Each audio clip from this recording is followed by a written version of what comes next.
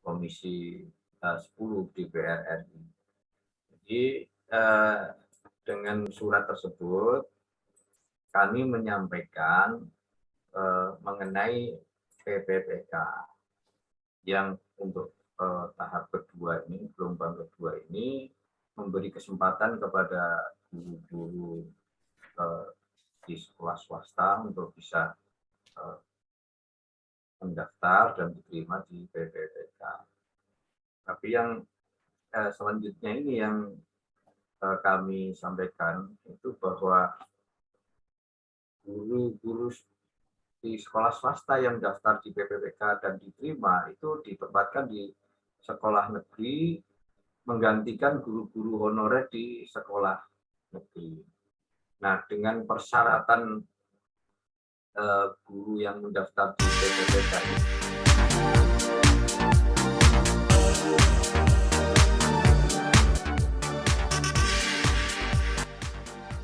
Halo para pemirsa Suyanto.id, mudah-mudahan Anda semua selalu sehat walafiat. Kali ini kita akan masih bicara mengenai skenario guru honorer yang diangkat menjadi ASN skema P3K. Nah, isunya adalah apakah itu tidak sebaiknya dikembalikan ke sekolah masing-masing. Karena menurut keputusannya kan harus hijrah ke sekolah negeri. Kalau itu terjadi, maka akan terjadi dislokasi sumber daya manusia yang luar biasa di sekolah-sekolah swasta. Nah, kali ini kita akan berbicara dengan tamu istimewa, tapi sebelum mendengarkan video, tolong klik subscribe supaya Anda selalu mendapatkan video terbaru dari Suyanto.id, sebuah channel untuk berbagi pengetahuan dan belajar sepanjang hayat.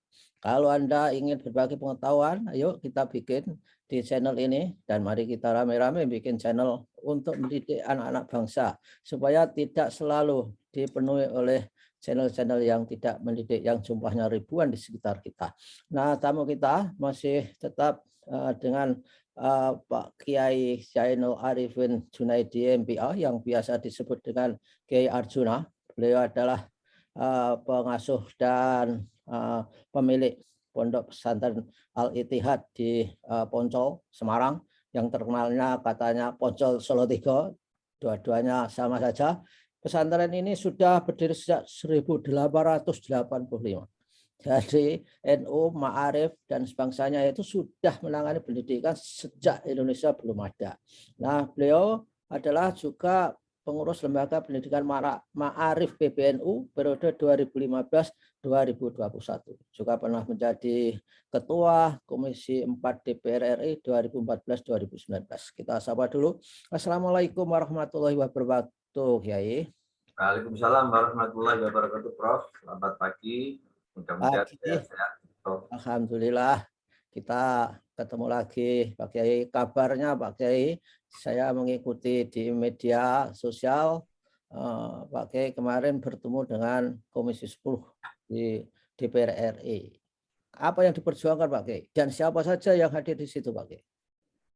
Ya, terima kasih Prof. Jadi kami mengajukan surat itu tertanggal 28 Desember 2021 ke Komisi 10 DPR RI. Jadi dengan surat tersebut kami menyampaikan mengenai PPPK yang untuk tahap kedua ini, gelombang kedua ini, memberi kesempatan kepada guru-guru di sekolah swasta untuk bisa mendaftar dan diterima di PPPK. Tapi yang selanjutnya ini yang kami sampaikan itu bahwa guru-guru di sekolah swasta yang daftar di PPPK dan diterima itu ditempatkan di sekolah negeri menggantikan guru-guru honorer di sekolah negeri. Nah, dengan persyaratan guru yang mendaftar di PPPK ini, maka sekolah-sekolah swasta itu mengalami defisit guru gitulah, karena pindah, dan yang pindah itu biasanya yang guru yang bagus-bagus ya, yang Ya. berkualitas dan berpengalaman. Nah, kami sampaikan itu kepada Komisi 10 DPR RI, kemudian Komisi 10 mengundang kami untuk RDPU, rapat dengar pendapat umum yang kemarin sudah dilakukan. Jadi ada 6 organisasi penyelenggara pendidikan swasta yang beraliansi yang kemarin ke DPR itu.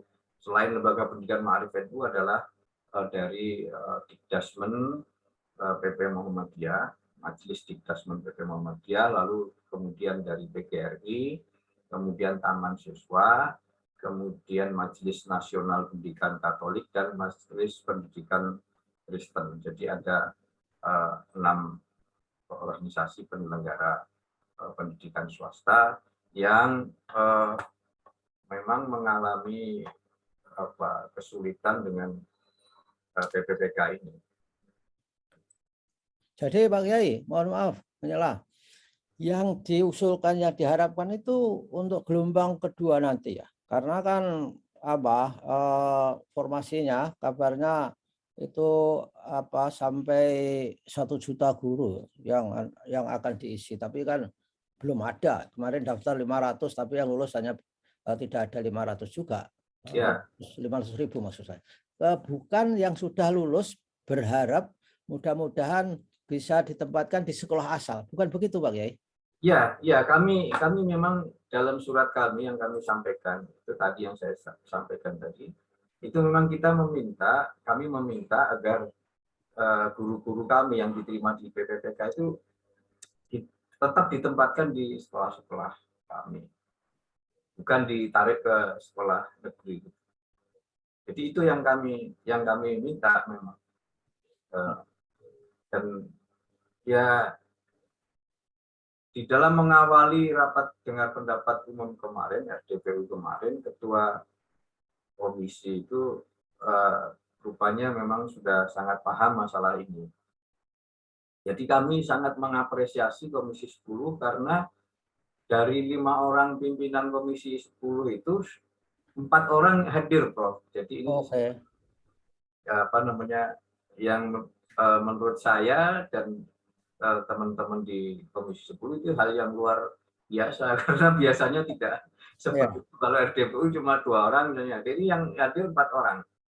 Jadi 1 ketua dan 3 orang wakil ketua. Dan kemudian anggota Komisi 10 dari semua fraksi juga hadir, dan ketika anggota Komisi 10 bicara itu mereka menyatakan dari dapil mereka masing-masing itu sudah menyerap hal itu gitu, Prof. Jadi lembaga-lembaga pendidikan di dapil masing-masing itu minta juga supaya guru-guru yang diterima di PPPK itu juga tetap di sekolah asal. Wah, itu hikmahnya luar biasa, Pak Kiai. 5 dari pimpinan, hadir 4, dan semua fraksi-fraksi ketika di daerah pilihannya itu sudah menyerap aspirasi di mana sekolah menjerit-jerit supaya guru-guru yang diterima di P3K dikembalikan kepada sekolah asalnya. Kelihatannya gimana Pak Kiai? Ketika kabarnya hari ini atau kapan Komisi 10 akan raker dengan Menteri. Prediksinya gimana? Prediksinya? Informasinya kemarin dari Ketua Komisi 10 Pak Saiful Huda itu bahwa hari ini Komisi 10 akan rapat kerja dengan Mendikbudristek. Jadi mereka Komisi 10 itu sengaja mengundang kita untuk RDPU kemarin itu karena mereka ingin menyerap sebanyak-banyaknya aspirasi dari masyarakat yang akan disampaikan kepada Menteri Pendidikan dan Kebudayaan pada rapat kerja hari ini, Prof. Jadi mereka sangat berterima kasih karena meskipun secara prinsip mereka juga sudah memahami, sudah sama dengan kami, tetapi detailnya ini mereka sangat berterima kasih pada kami yang hadir pada kemarin. Jadi misalnya begini, Prof. Kami sampaikan kemarin ini dari masing-masing dari masing-masing perguruan itu kalau boleh kami Share. sampaikan, ya Prof. Mau share ya? Ya, Monggo, mari. maaf, saya ambil catatan dulu, Prof. Jadi misalnya dari Lembaga Pendidikan Ma'arif NU itu ada 8.532 guru yang diterima di PPK Ya. dari 118.440 guru, jadi sekitar 7,2%. Ya, ya. Dari Muhammadiyah itu 4.731 dari 75.734, jadi 6,24%. Kemudian dari Majelis Pendidikan Kristen itu 3.340 dari 66.809. Oke. Jadi sekitar 4,9%. Kemudian dari Katolik itu 2063 dari 48.550 atau 4,25%. Kemudian dari PGRI ini yang paling besar persentasenya, Prof. Ya. Meskipun angka absolutnya kalah dengan Ma'arif ya. Ya. Jadi 5.011 dari 33.093, jadi 15,1%. Kemudian dari Taman Siswa itu 857 dari 14,324 guru atau sekitar 5,9%. Jadi cukup banyak yang diterima di PPPK ini. Saya juga sampaikan kalau ngitung dengan madrasah, Ma'arif itu sebenarnya lebih banyak. Nah, pertanyaannya apakah madrasah bisa untuk guru PPPK ini? Saya nyatakan madrasah banyak kehilangan juga karena banyak guru di madrasah ini ngajar di sekolah lain. Ya. Nah, di sekolah lain dia daftar di PPPK diterima. Lalu dia akan ditempatkan di sekolah negeri dan meninggalkan juga madrasah kami.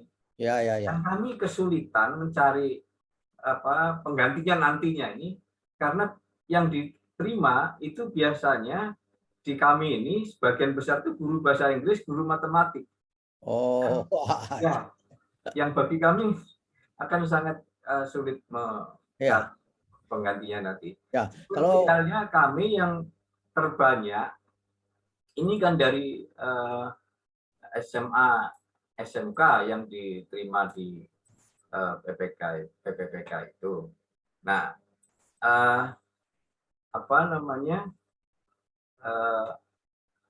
yang terbanyak itu dari SMK, Prof.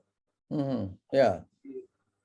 Kami kan totalnya kami sebutkan tadi 8.532. Lalu yang terbesar itu dari SMK, bahkan ada SMK kami yang di Jawa Tengah itu ada 16 orang yang diterima di PPPK dari satu SMK saja. Jadi, itu kan hampir 30%. Ada yang 6 orang.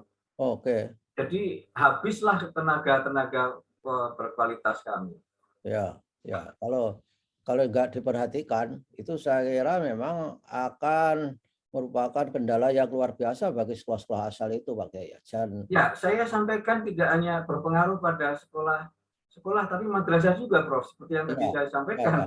Ya. Jadi kalau guru kami, guru bahasa Inggris, matematik sebagian besar, lalu tidak lagi ngajar itu kan lama-kelamaan ya bisa habis juga nanti guru-guru kami.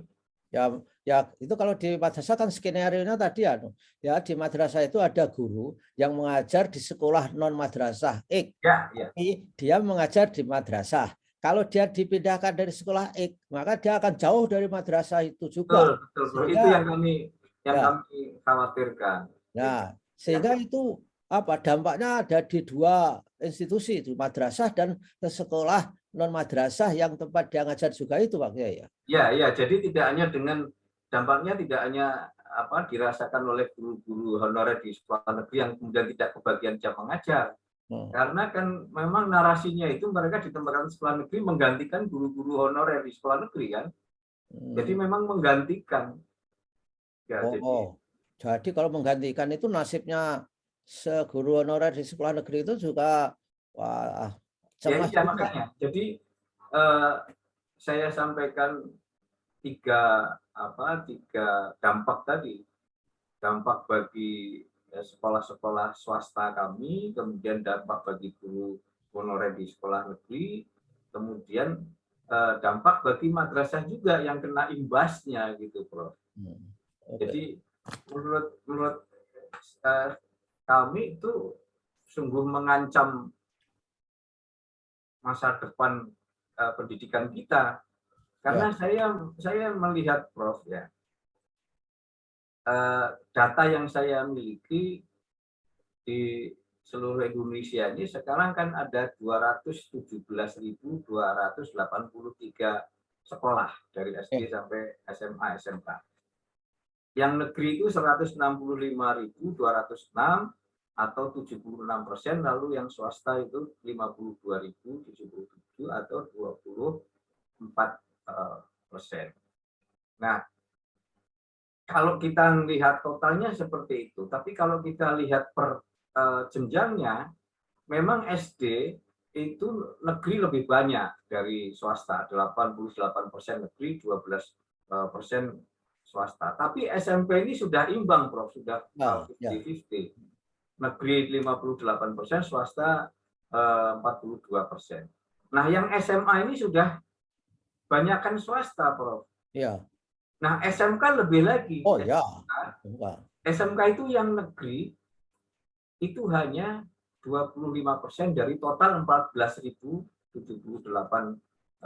SMK.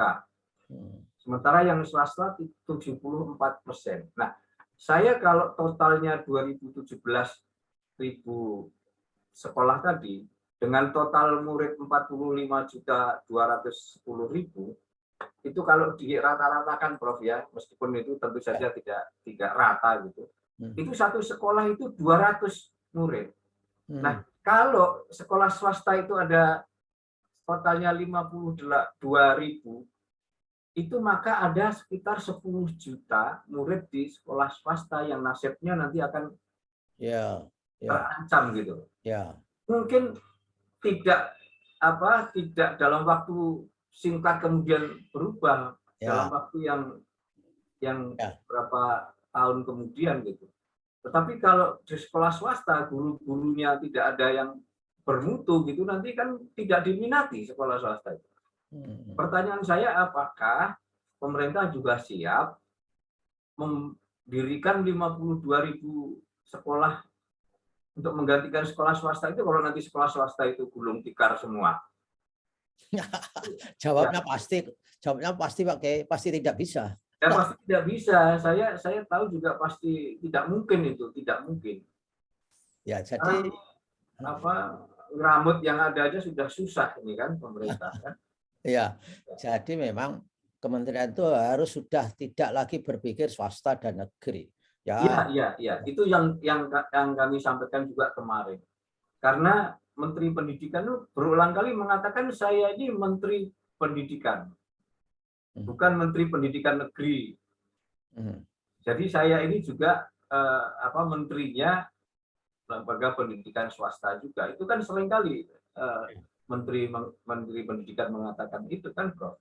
Ya. Nah, kalau kami di Ma'arif ini, karena menurut data EMIS di Kemenak, ya, itu madrasah kami itu 80% dari seluruh madrasah yang ada di Indonesia, yang sekitar 72.000 madrasah di seluruh Indonesia. Dengan berhentinya guru-guru kami, nanti tentu kami yang paling merasakan. Madrasah kami lebih banyak dari madrasah negeri. Oh ya. Madrasah negeri cuma 3.650-an seluruh Indonesia. sekitar 5% saja dari seluruh madrasah. Nah, madrasah kami jauh lebih banyak kalau nanti gurunya pada hengkang karena diterima PPPK lalu ya sesuai aturan lalu ditempatkan di negeri, ya repot juga kan. Ya. Meskipun harus saya akui, Prof, Ya. banyak juga yang diterima di PPPK lalu tetap memilih ngajar di Ma'arif. Oke. Yang melepaskan kesempatan di PPPK. Tapi ini jumlahnya kecil, tidak besar. Walaupun memilih, kalau skema kebijakannya nggak diubah kan nggak bisa, Pak Kiai. Iya, Tetap iya. harus pergi. Ya, Iya, itu. itulah yang merisaukan kami sebenarnya. Kami tidak tidak ingin menghambat program pemerintah segala macam. Kami hanya ingin pendidikan anak bangsa kita ini sebagai nanti generasi penerus kita itu bisa baik gitu, sehingga bangsa Indonesia benar-benar bisa bangkit dan jaya nanti. Kami tidak punya pikiran lain selain itu. Ya. Nah, saya sampaikan kemarin di Komisi 10, saya ini dikomplain juga di lingkungan Ma'arif oleh karena ketika mau ada perekrutan PPPK ini, saya mengadakan sosialisasi. Ya. Kami mengundang teman-teman dari Kemendikbud yang tidak pernah menjelaskan bahwa ini nanti yang diterima di PPPK ini akan ditempatkan di sekolah negeri. Jadi sekarang ketika kami harus kehilangan banyak guru, yang dikomplain saya, Prof. Nah, ini kan Pak Arifin yang dorong. Ya, baiklah Pak Kiai. Mudah-mudahan kita berharap pada DPR, Komisi 10. Karena Komisi 10 di samping memiliki aspirasi, ditambahi amunisi. Ya, terkenalnya di DPR itu yang dibutuhkan amunisi dari masyarakat untuk menyampaikan semacam kehendak rakyat terhadap Pak Menteri nanti, Mas Menteri. Mudah-mudahan ada perubahan kebijakan Pak Kiai, dan mudah-mudahan madrasah LP Ma'arif itu kembali normal, dan dengan demikian kita siap menghadapi demographic dividend atau bonus demografi yang akan kita miliki tahun 2035. Terima kasih Pak Kiai atas. Jadi saya sampaikan apresiasi kami kepada Komisi 10 yang sudah mengundang kami untuk bisa menyerap aspirasi dari penyelenggara pendidikan swasta, dan kemudian menyimpulkan dan memutuskan kesimpulan dan keputusannya dari RDPU kemarin itu sungguh mengembirakan kami juga. Yang pertama, tidak hanya soal PPPK ini, Prof. Ya. Yang pertama, Komisi 10 sepakat dengan kami untuk menempatkan guru yang lulus PPPK di sekolah asal. Kemudian memberikan afirmasi kepada guru yang telah menunjukkan loyalitas dan mengabdi paling tidak selama 5 tahun. Jadi karena ada banyak kasus karena kemarin itu afirmasinya untuk yang berusia 35 tahun, banyak kasus guru-guru yang sudah mengajar 10 tahun bahkan 14 tahun karena usianya belum 35 tahun, baru 34 misalnya, itu lalu gugur gitu loh. Ya. Diberikan kepada yang berusia 35 tahun. Nah, kemudian juga ada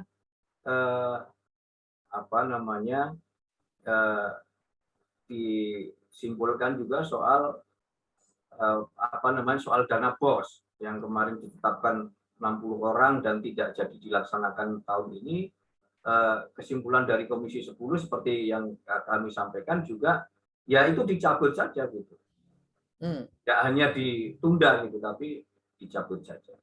Itu yang soal BOS. Kemudian permintaan kami juga dalam menyusun kebijakan pendidikan itu Mendikbud harus melibatkan pemangku kepentingan pendidikan, tidak hanya pemerintah daerah yang dilibatkan, tapi juga penyelenggara pendidikan swasta. Jadi ini antara lain kesimpulan-kesimpulan yang diambil dalam RDPU kemarin yang kami sangat mengapresiasi.